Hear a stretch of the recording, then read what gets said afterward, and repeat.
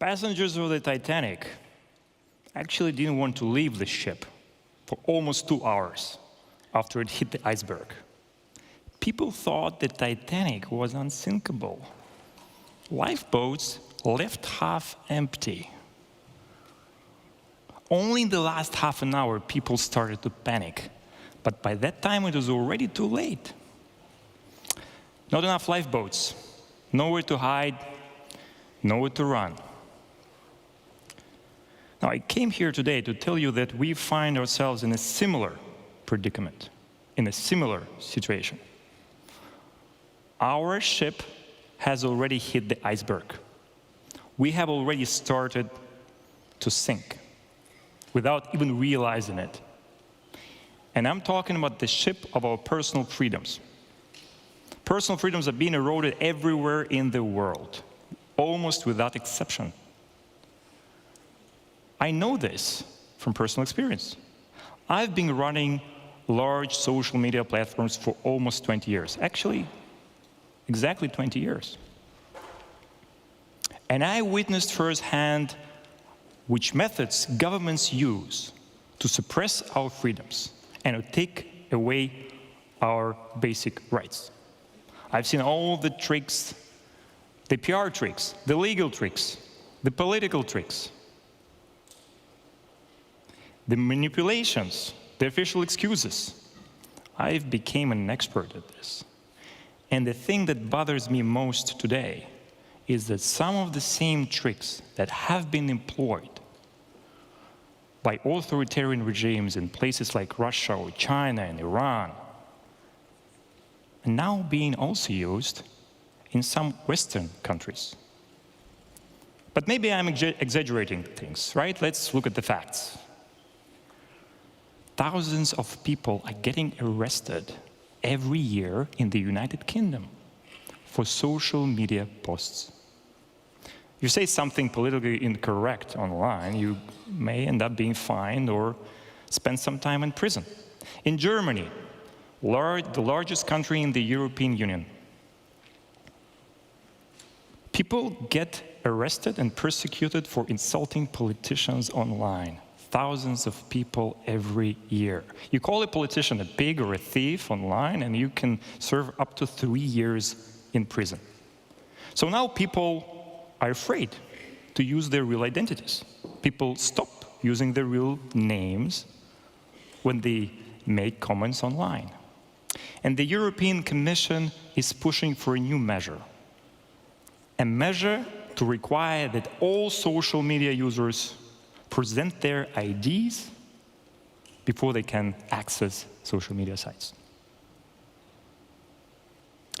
Their official justification is child protection. They want to ban social media services for everybody under 16. And for that, they need people to verify their age by presenting their ID. But what will happen if social media sites are banned for teenagers? Will it bring harm or good? Actually, we know the answer to this question. Why? Because it has already been tried. This experiment has already been conducted. It has been carried on. In Russia. So Russia banned Telegram, the largest social media platform at the time, for all of its citizens, because we refused to comply with their demands for mass surveillance and censorship. However, 95% of Russian teenagers still use Telegram every month. How? They use VPNs. They bypass the entire thing. And there's very little you can do with VPNs. Russia is trying very hard. They have invested billions in trying to fight VPNs. They're banning hundreds of VPNs every month, using IP addresses and traffic patterns. They even installed surveillance hardware into every data center of every internet provider in the country, trying to monitor all the traffic and trying to prevent people from using VPNs. And they failed. Despite all this effort, they failed. The majority of the population of Russia still uses Telegram. The majority of the population of Iran still uses Telegram as well, despite the fact that Iran has been blocking Telegram for all of its citizens since 2018. So we know exactly what happens when you ban social media for part of your population. They just switch to VPN. The problem is, once we force teenagers and children to use VPNs, all kind of nasty, illegal, fringe content gets unlocked for them. Certain websites that have been banned years ago all of a sudden become available again. So the children end up being in a larger danger than they're in now. And you can ask yourself, so if this policy is destined to fail, and obviously we see how it played out in other countries, why is the European Commission and the United Kingdom and Australia and Canada and some other countries are pushing for this measure? Is it incompetence? Maybe. But the British government seems to have given an answer to this question. Publicly, they promoted the Online Safety Act as a set of laws to protect children, to force people to verify their age in order to access social media. They needed to protect children. Privately, though, they offered a different explanation. In their submission to the High Court of England, published last year, the British government said that the principal part of the Online Safety Act had nothing to do with protecting children. Instead, they said, and I quote, "The main part of the Online Safety Act was aimed at capturing large platforms with significant influence over public discourse." Now, let's think about it. They used protection of children as a pretext, where in fact, they wanted more control over political speech online.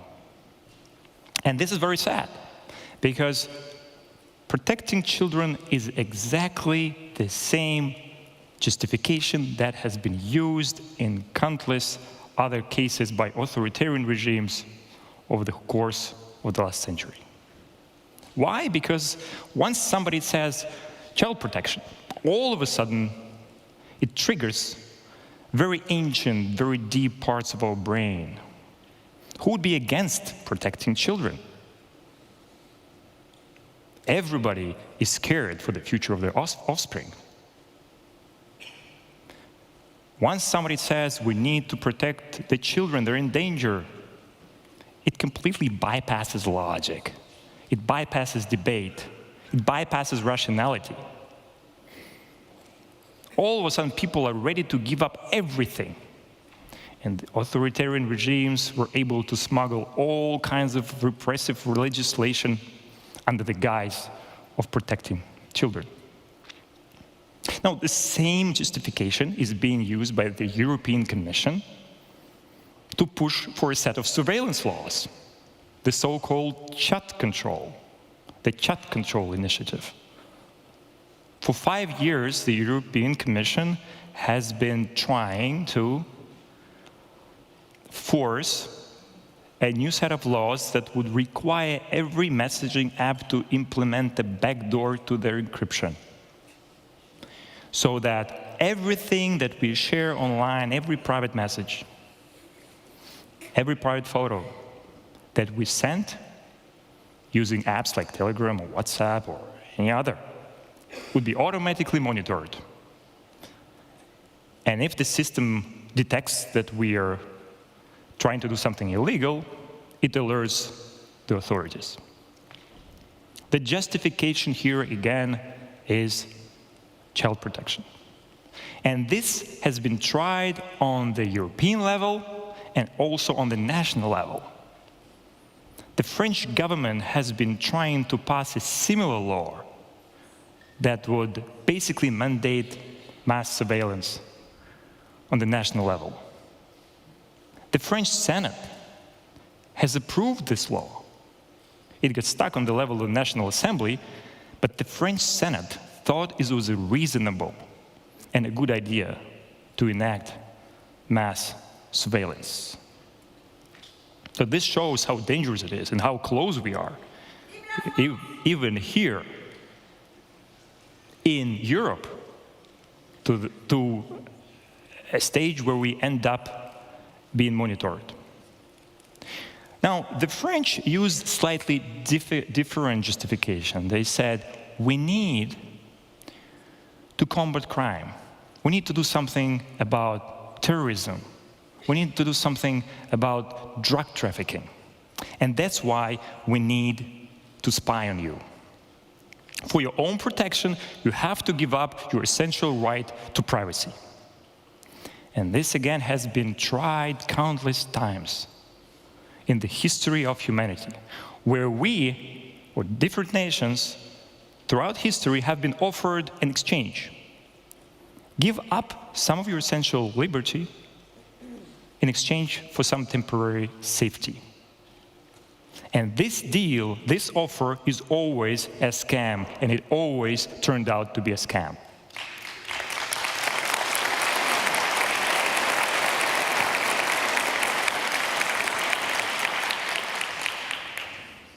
It was Benjamin Franklin who said, those who are willing to give up their essential liberty for some temporary safety deserve neither liberty nor safety.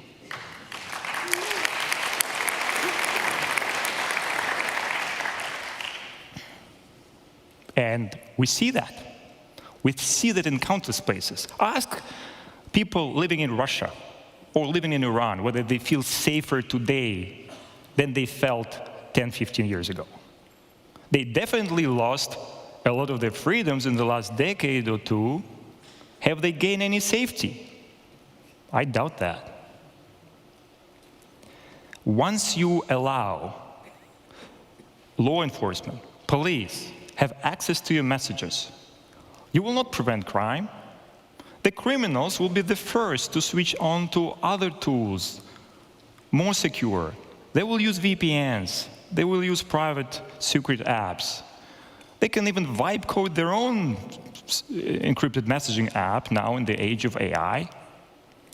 The criminals will be fine. It will be the law-abiding citizens who will be put in danger. It will be the ordinary people that will have their privacy taken away from them, not the criminals. Well, how do I know that? Maybe I'm inventing things. Again, from my experience in Russia, 15 years ago, when I was still running VK, the largest social network in Russia at the time, we started to receive weird data requests from the Russian police. You know, back then, VK actually disclosed, in some cases, contents of private messages. Unlike Telegram today, which doesn't disclose it ever, VK, back in the day, did that, provided there was an official justification. And we started to notice something weird. Something was off about this data request coming from the Russian police. We realized that the people who were included in these investigations had nothing to do with the crimes that were described there. So we started to investigate the investigators. And we came to a conclusion, pretty fast, that the police was corrupt. They were trying to access private messages of innocent people in order to then blackmail them and sell their private data to criminals. They used it for harassment and other things. So you could say, okay, you had this traumatizing experience in Russia, but surely nothing of the kind can happen in the civilized West. Well, I have bad news for you. Last year, a French tax official was caught stealing the financial data of people who held large amount of crypto assets and other wealth. So a French tax bureaucrat was selling personal financial data of French citizens to criminals. Now, as a result of this leak and countless other leaks from French government systems, you have a catastrophic rise in the number of kidnappings in France. Just in the first 3 months of 2026, you have over 40 victims of kidnappings in France. People getting tortured, harmed, harassed, humiliated, all because the government wanted too much data and failed to protect it.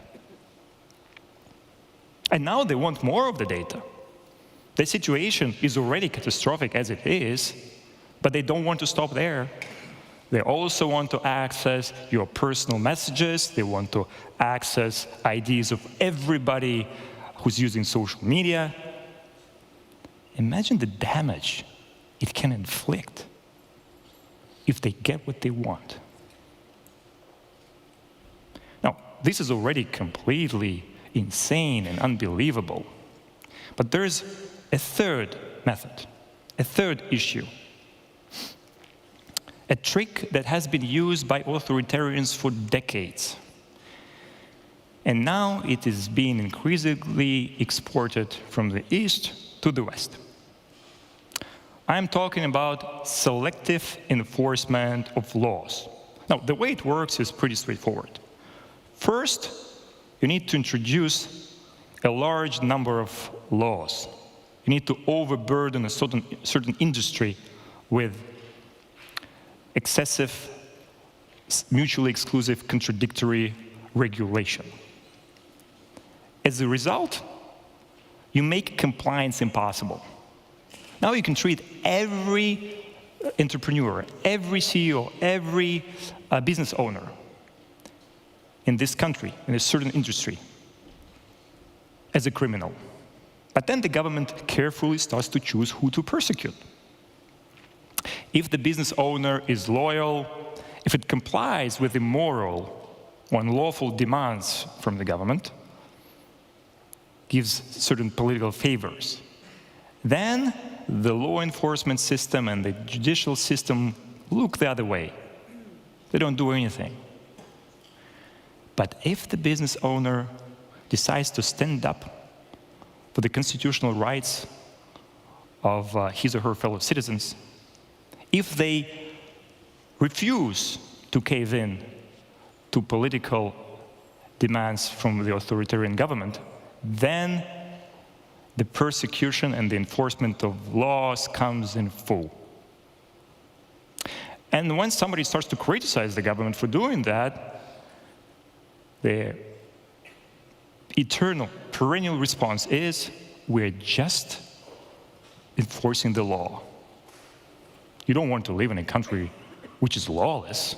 We're just enforcing the laws. I personally experienced that in my days in Russia. I had a criminal investigation against me in 2013. I believe I have a criminal investigation against me in Russia today.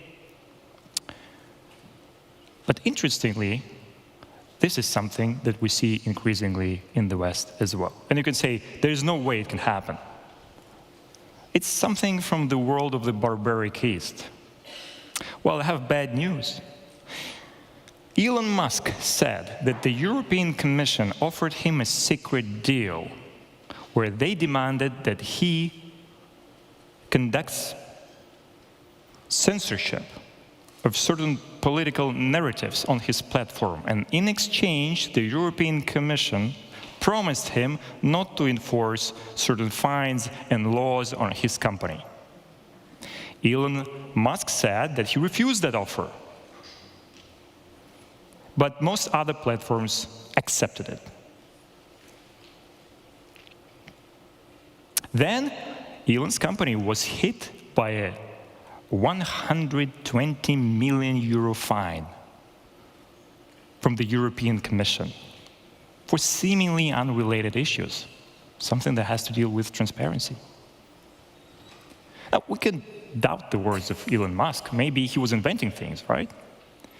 But unfortunately, his words are at least indirectly confirmed by the results of the investigation conducted by the US Congress. The US Congress published emails between the European Commission officials and managers of large social media platforms during the pandemic.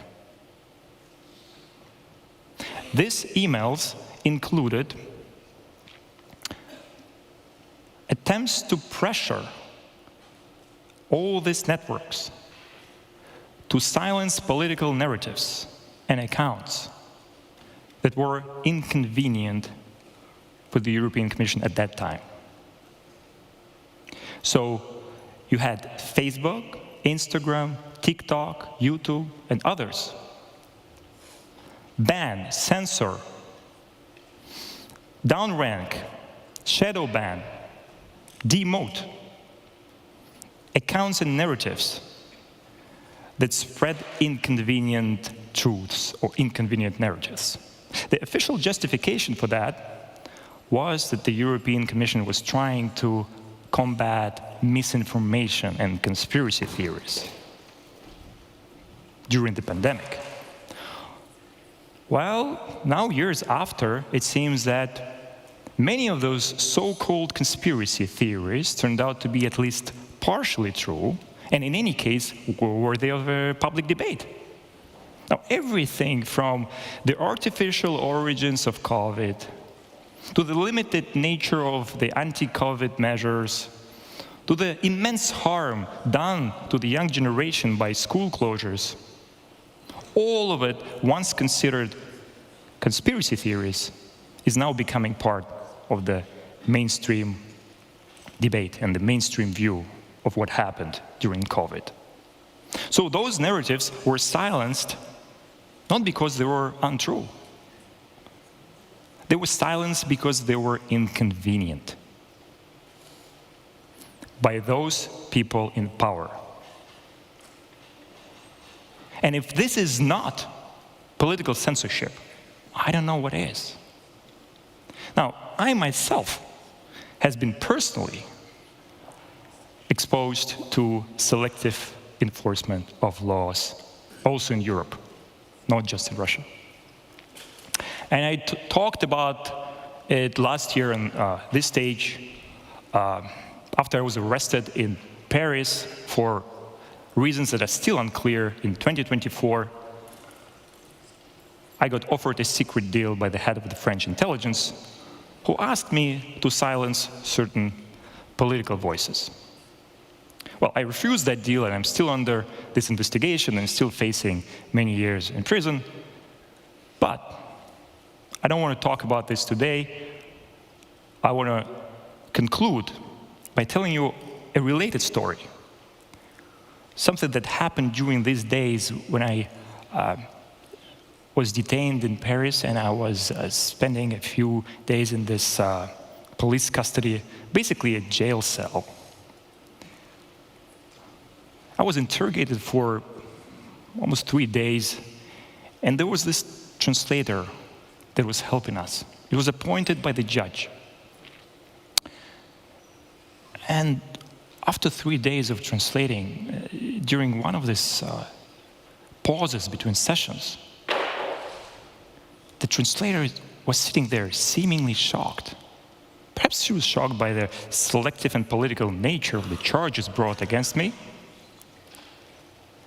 But she looked at me, she looked at the police officers present, and she said, I left the Soviet Union in the 80s because I wanted to escape an environment where my freedoms are limited.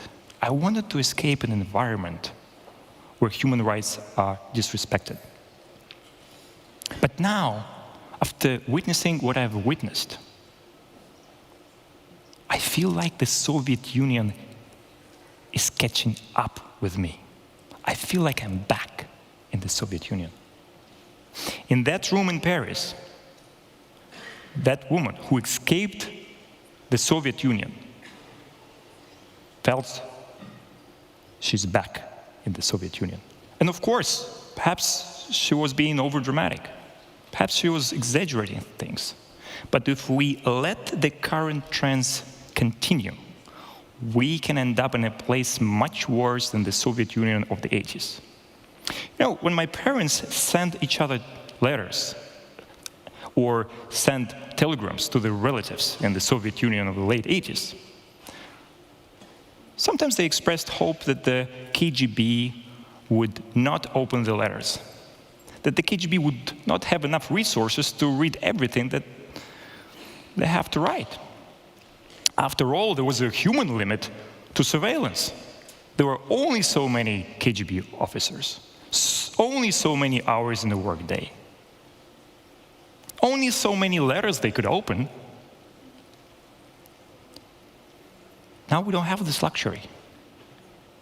In the world of AI, if we give up our right to privacy, you can be certain that every message that you send will be monitored, will be analyzed. Every draft, every thought, every idea will be scored. Every relationship will be mapped. The future can become much darker and more dystopian than the Soviet Union of the 80s. So we don't have this luxury that the passengers of the Titanic had. We cannot afford to have this ship sunk. See, there is nowhere to escape. In the past, dissidents from authoritarian countries could flee to the West. But if the current trajectory continues, in a decade or two from now, they will have a hard time trying to understand whether they have already left their repressive homeland or they're just entering another open-air prison. Now, I hope it will not come to that. But we need to realize the gravity of the situation. We need to start acting. We don't have a backup plan. We don't have lifeboats. There is no second West. There's no backup civilization. For decades or centuries, the West has been a guiding star for everybody who loved freedom, and we need to preserve that. If the ship of Western freedom sinks, the rest of the world is likely to follow. We will lose freedoms everywhere. So we cannot let this happen. We cannot let this ship sink. The only way forward is to fix this ship. Let's do that. Thank you very much.